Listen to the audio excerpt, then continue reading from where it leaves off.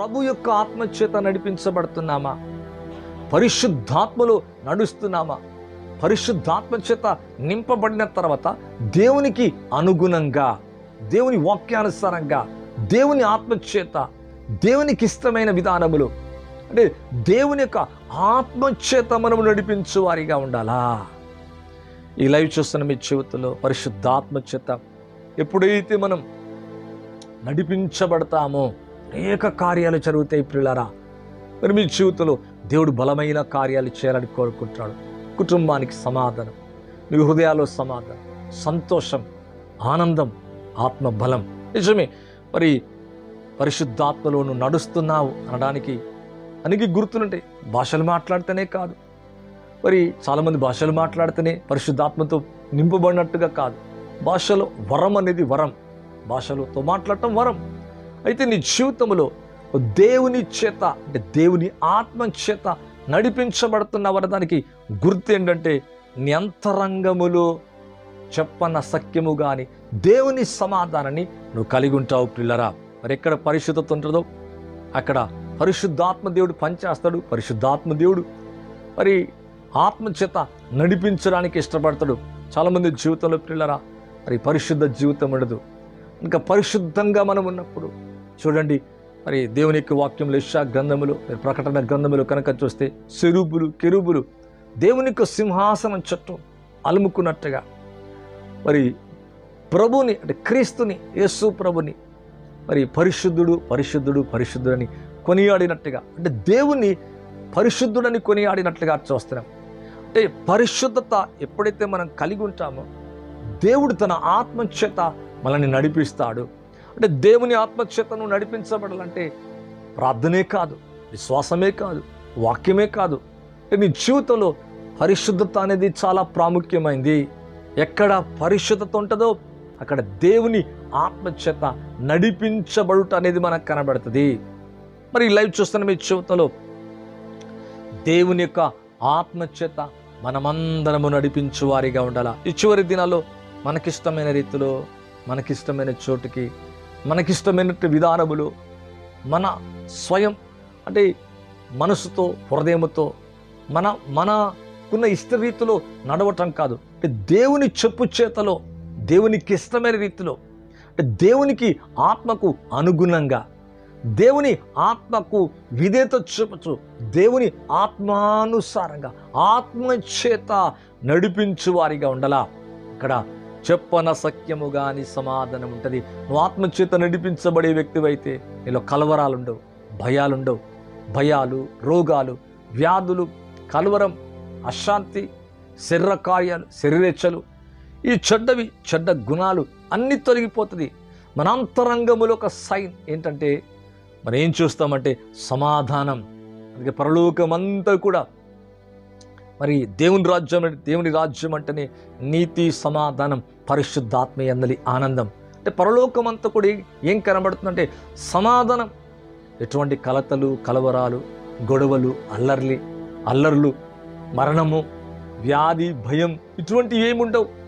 అంటే మన జీవితంలో మన ఇన్సైట్ మనం ఏం ఫీల్ అవుతామంటే, అందుకే యెషయా గ్రంథములో 26:3 గనుక చూస్తే ఎవని మనస్సు దేవుని మీద ఆనుకున్నో అని పూర్ణ శాంతి గలవానిగా కాపాడుతాడంట. అందుకే ప్రభు అంటాడు, నా శాంతి మీకు అనుగ్రహిస్తున్నా, లోకం ఇచ్చేటువంటి శాంతి కాదు. ప్రయాసపడి భారం మోస్తున్న సమస్త జనులరా నా యొద్దకు రండి, నా శాంతి మీకు అనుగ్రహిస్తున్నా. అంటే మన అంతరంగాన్ని ఏమి ఏలాలా, మన మనస్సుని, మన హృదయ తలంపులకు ఏమి కావలిగా ఉండాలంటే సమాధానం. ఈ రోజులో సమాధానం లేకయే అనేకులు వారి పరిస్థితుల్లో మరి కలవరం చెందుతున్నారు, భయపడుతున్నారు. కొంతమంది అయితే ఆత్మహత్యలు చేసుకుంటున్నారు. నేను ఒక చిన్న ఇన్సిడెంట్ చూశాను. మరి కుటుంబంలో ఒక వ్యక్తికి మరి బ్రెయిన్లో ఏదో ఒక సమస్య అంట. ఆ సమస్య బట్టి మరి ఒక యవ్వనస్తుడు, మరి చిన్న వయసు, ఒక కుమార్తె కొంచెం ఒక 3 years అలాగుంటుంది, ఇంకో కుమార్తె అప్పుడే జన్మించి ఒక 7 నెలలు 6 నెలలు అవుతుందంట. మరి ఈ వ్యక్తి భయపడిపోయి తను ఒక దగ్గర చెరువులో దునికి చనిపోయాడు. కారణం ఏంటంటే ఆ వ్యాధిగా తొలగదు, బాధ పోదు, నా భార్యకు, నా కుటుంబానికి నేను భారమైపోతా, ఇతరులకు భారమైపోతాను. అంటే అంటే కలవరం చెందాడు, భయపడిపోయి ఒక నిర్ణయాన్ని తీసుకున్నాడు. వెంటనే చనిపోతే దీనికి సొల్యూషన్ దొరుకుతుంది అనుకున్నాడు.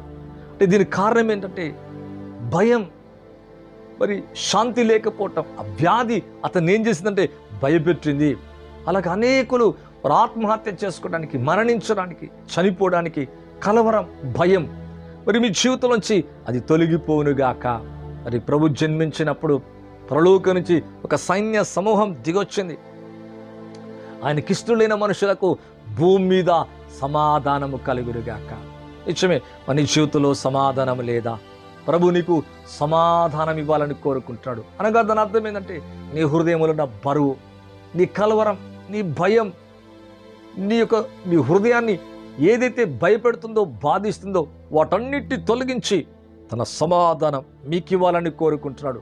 అంటే నీ ఇన్సెల్లను గుర్తిస్తావు. ఏం గుర్తిస్తావంటే ఎప్పుడైతే దేవుని యొక్క ఆత్మ చేత మన స్పిరిట్, మన ఆత్మ నడిపించబడుతుందో, అంటే మన జీవితం, ఆత్మీయ జీవితం నడిపించబడుతుందో, ఇక్కడ ప్రభువుని చూస్తున్న పరిశుద్ధాత్మ పునుడై యోర్దాను నుండి తిరిగి వచ్చి 40 దినములు ఆత్మచేత, అంటే భూమి మీద ఉన్నన్ని దినాలు ఎలా నడిచారంటే యేసయ్య ఆత్మచేత నడిపించబడుతున్నట్లుగా చూస్తున్నాము.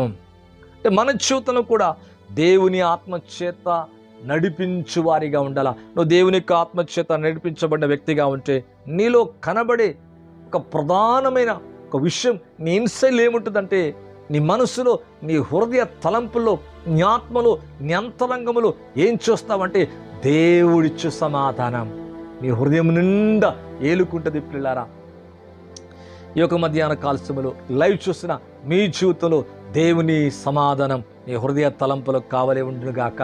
అలాగే ఫిలిప్పీలకు రాసిన పత్రికలో దేని గురించి చింతించొద్దు, మీ చింత యావత్తు ఆయన మీద వేయండి, అప్పుడు సమస్త జ్ఞానానికి మించిన దేవుని సమాధానం మీ హృదయ తలంపులకు కావలి ఉంటుందంట. అనగా మీలో ఉన్న భయాలన్నీ తొలగిపోతాయి. పాపాన్ని గురించి, వ్యాధిని గురించి, కుటుంబాన్ని గురించి, ఆర్థిక విషయాల గురించి, అనేక సమస్యలు, అనేక కలవరాలు. యేసు రాకకు ప్రధాన ఉద్దేశం ఏంటంటే పాపాలు తీసివేయటమే కాదు, పాపాల నుంచి, రోగాల నుంచి, శత్రువు నుంచి, భయము నుంచి, మరణము నుంచి, ఇవన్నీ మనిషి యొక్క జీవితంలో సమాధానము లేకుండా చేస్తున్నాయి.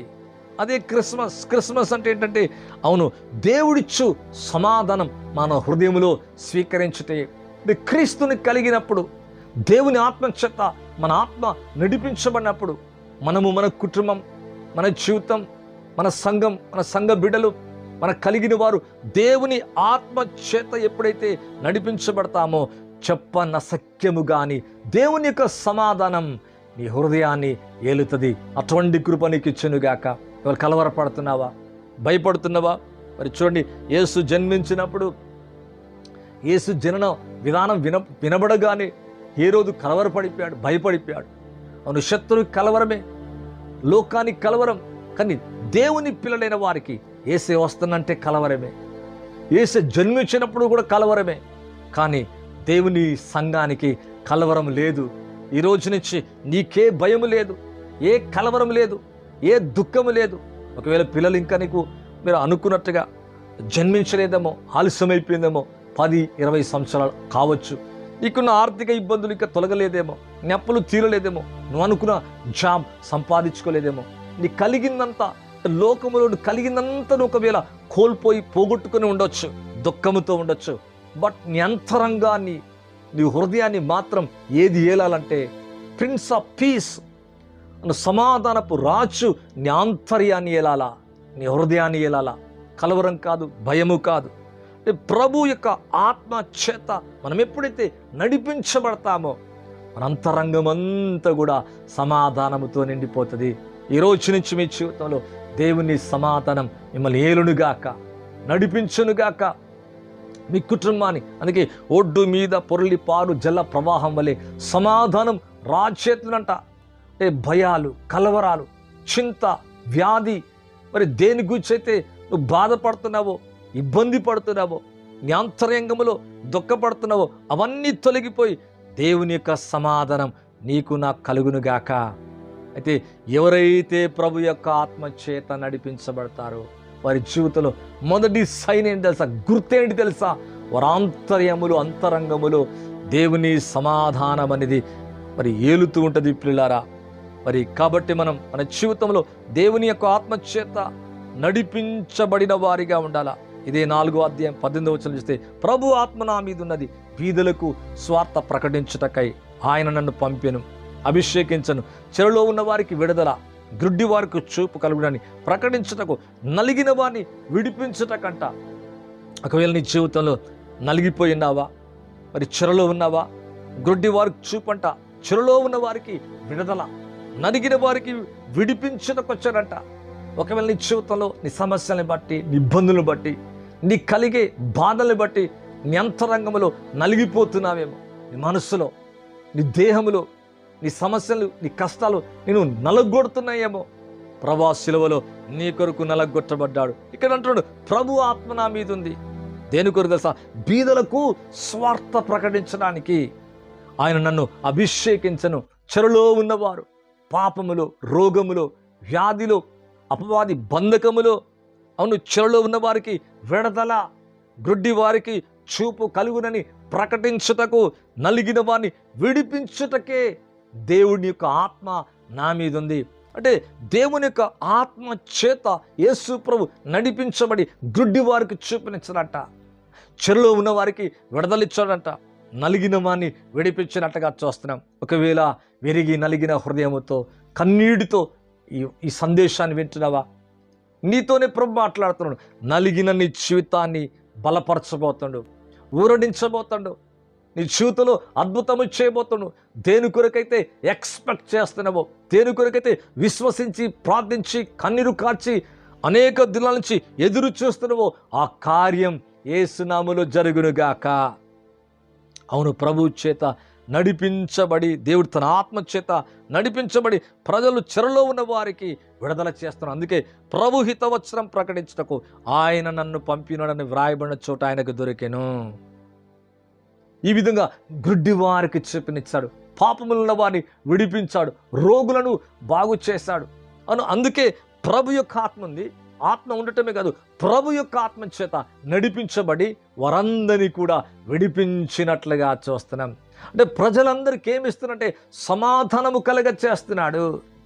ఈ లైవ్ ద్వారా మీ జీవితంలో కూడా దేవుడు తన సమాధానం మీకు ఇచ్చెనుగాక.